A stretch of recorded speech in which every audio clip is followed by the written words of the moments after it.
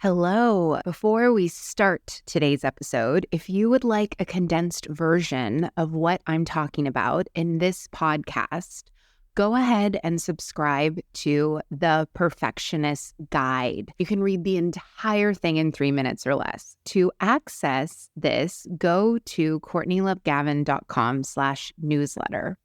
Are you a bit of a perfectionist? Type A, hyper performer? Then you know that having the audacity to see an ideal and bring it into reality while breaking generational habits of hustle can be tough, but it doesn't have to be. If you are ready to burn bright instead of burning out, to lead without losing yourself, and to enjoy the life you have worked so hard to create, then keep listening. I'm your host, America's leader on rewiring perfectionism, CLG, and this is Perfectionism Rewired, the podcast. Welcome to Perfectionism Rewired. This is episode number 92. Today, we are talking about one of the most common thoughts that I hear from all of you. I should be able to do this on my own. I should know this already. I should be past this. Should is shame. It's a fancy way of shame. It's a micro shame that comes up. When we say should, like I should be past this, I shouldn't be here, I should, on a conscious level, which is only in charge of 3 to 5%, the way that you move in the world, so the one that matters the least, you know that, I shouldn't be saying that. You're shoulding your should. But the thing is, your subconscious and your unconscious doesn't know that, or they don't believe you. Because if they believed you, they would stop it. All sane human beings and brains, our internal intelligence is not trying to harm us.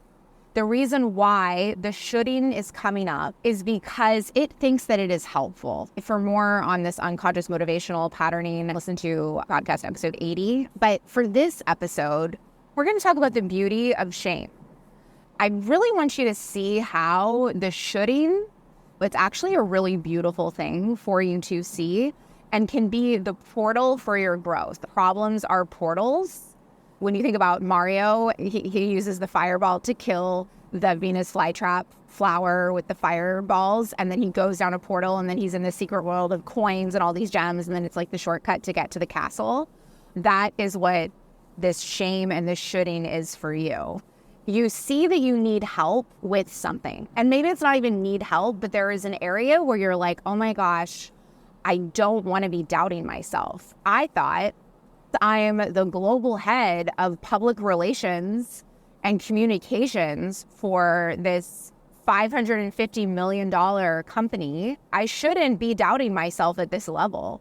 And you don't want to be. You're like, hey, something's not right here. And the way that you can tell is just like the way you feel internally. Like I would legit fantasize, can I just please get in a minor car accident on my way to work? I knew I am not feeling the way that I anticipated I would be feeling. The cracks had become craters. Really look at the should. Where is that coming from? Because anything that comes after a should is conditioning. It's societal programming. It's a rule that was splashed upon us, or that was inherited, or that we just blindly accepted without questioning. The shame, it's a beauty. It's a siren. It's saying to you, hey, look here. There's something for you here. And instead, what most of us do is we run on the same neural pathways in our brain that we always have. When you are going to your local grocery store, you just have a route that you go and you don't even think about it. That's neural pathways in our brain, where instead of taking a right, if you were to actually take a left and you continue taking lefts, you would get to the grocery store. It might be uncomfortable and your brain might be like, I don't know, we don't know how to go this way. It's going to take so much longer. They have that light and it forgets us sometimes. So we're sitting there for 6 lights before it gives us a green to turn left. You will eventually get there. I want you to look at shame the same way, and I should be past this the same way. I shouldn't need help the same way. One, why are you saying that to yourself? Is this useful for you to think this? Like straight up, just ask yourself. If you at all feel that you are suffering in some way, if your life is not a 10 out of 10, in all areas. If you are not lit the fuck up, if your Mondays are not bringing you as much joy as your Sundays or Saturdays or your vacation time, that shit ain't right. It can be a lot better than that. And us as humans, we are not meant to do it alone. That is why we have the gifts of language and communication and the neocortex, and we have these abilities to create anything we want with our mind.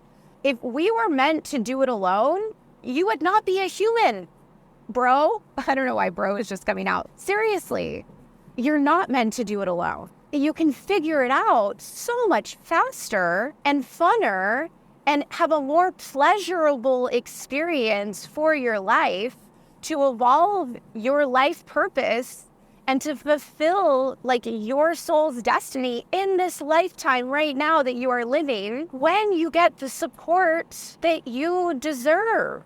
You deserve it. You deserve to be supported. You deserve to have a life experience that does not include suffering, that does not include you sacrificing in order to receive, that does not include you saying yes, but on the inside you mean fuck no.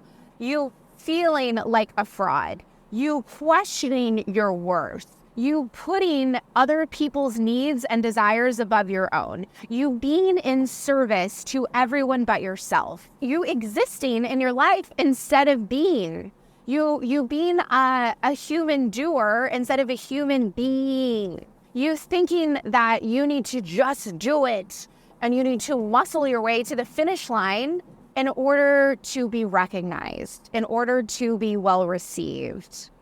Life doesn't work that way. Honor yourself, take care of yourself, question your shoulds, look for the beauty of it. If you noticed in this episode, I read you like a menu, then definitely go to CourtneyLoveGavin.com, check out the Perfectionism Rewired Accelerator. I've done the hard work and taken out the guesswork to give you frameworks backed by neuroscience, proven to work even for the most type A, high-strung, stubborn, control freak perfectionists.